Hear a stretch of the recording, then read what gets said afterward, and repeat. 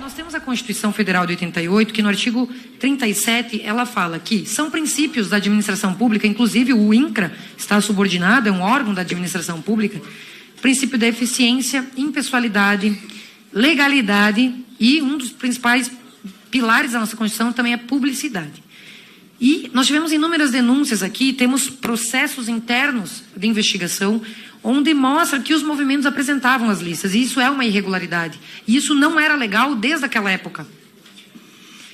E uma das coisas que foi feita ao longo dos anos foi, inclusive, fazer um sistema eletrônico de informação com cruzamento de base de dados para poder checar se essas pessoas tinham ou não esses indícios de riqueza.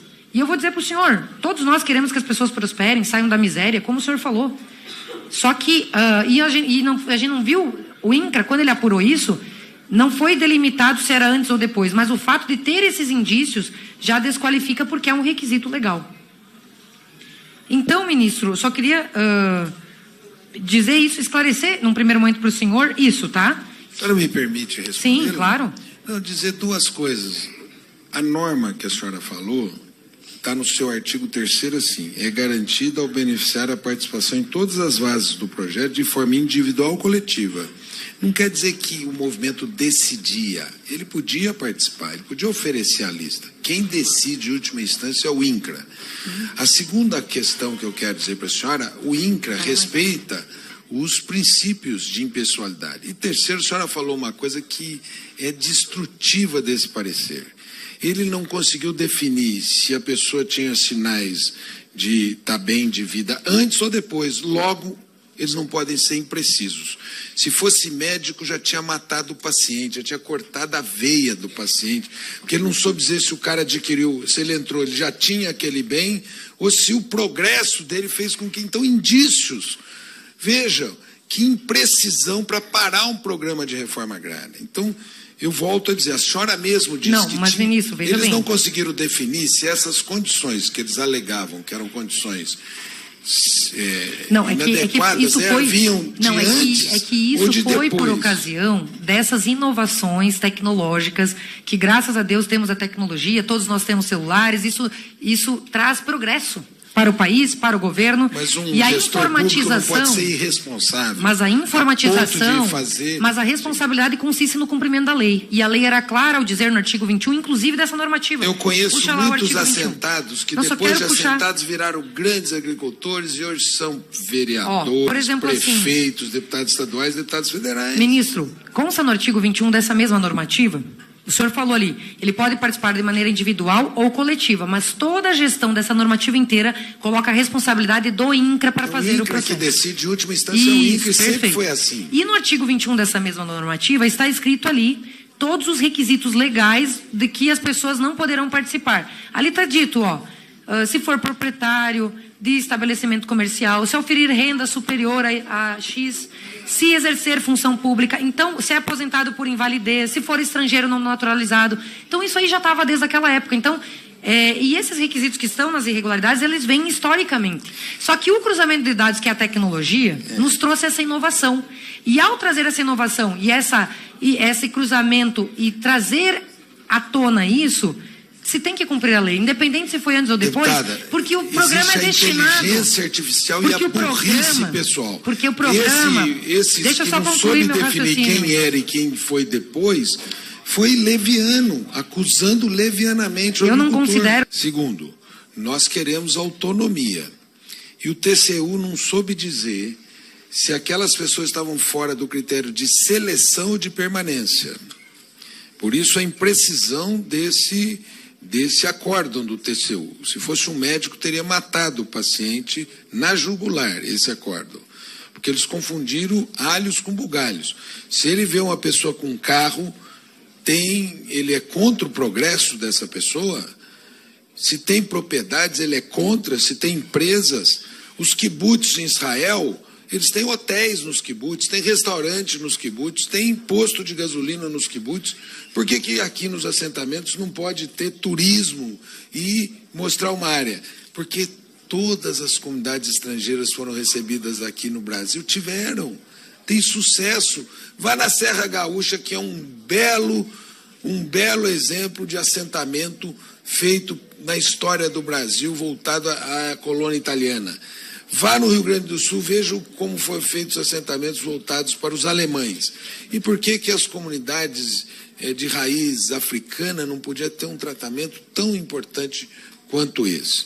Então eu vejo um preconceito, uma imprecisão nesse acórdão do Tribunal de Contas da União, que bloqueou por 6 anos a vida de mais de 700 mil famílias assentadas no Brasil. Nós queremos sim autonomia.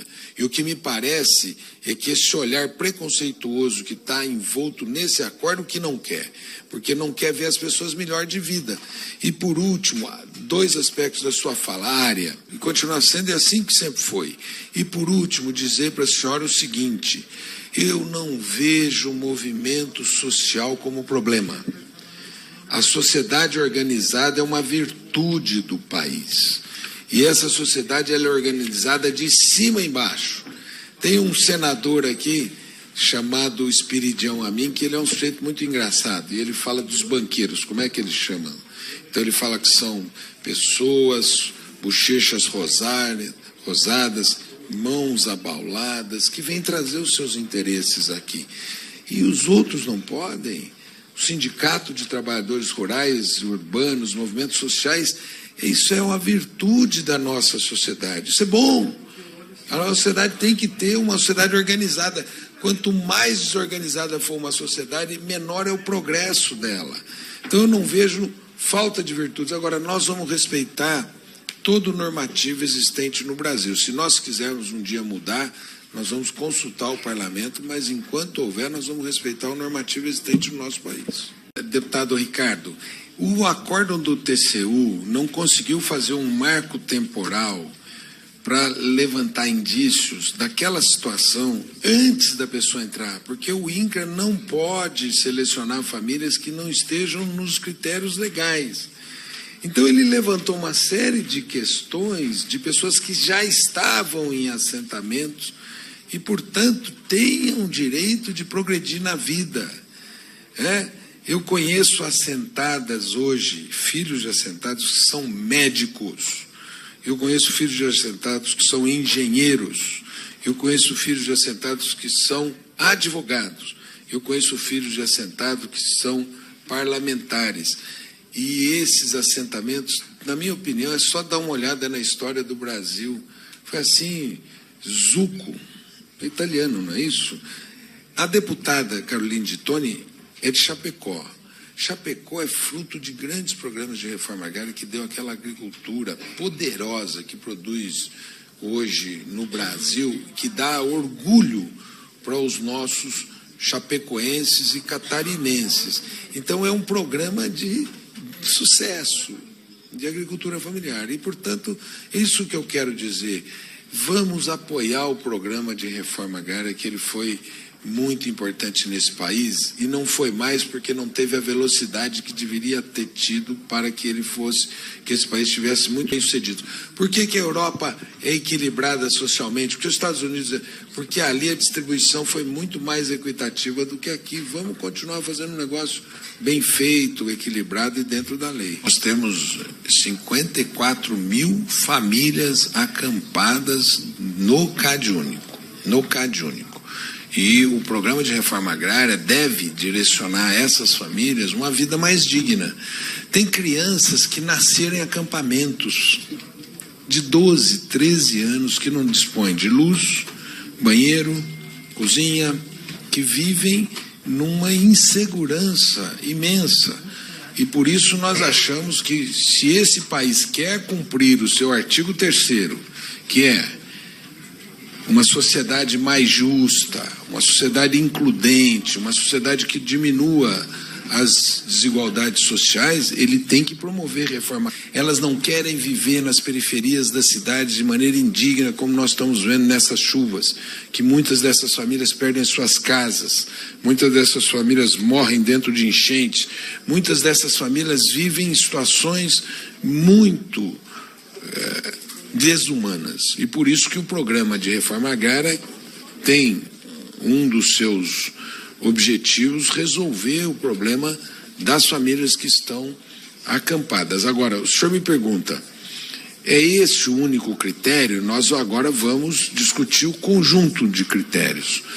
Nós vamos pontuar melhor as mulheres, porque a pobreza no Brasil, ela é feminina, não é? Vamos pontuar também quem está em acampamento, tendo em vista que essas famílias merecem ter uma vida digna, né? Então, os critérios estão sendo construídos, mas o CAD único é um parâmetro nosso para a reforma agrária. Outras políticas estão sendo feitas, por exemplo, no PAA, Programa de Aquisição de Alimentos. Nós queremos que os quilombolas participem do PAA. Nós queremos que os indígenas participem do PAA. Os extrativistas participem do PAA. Então, assim, vender a sua produção e organizar a sua economia e sair da extrema pobreza e miséria.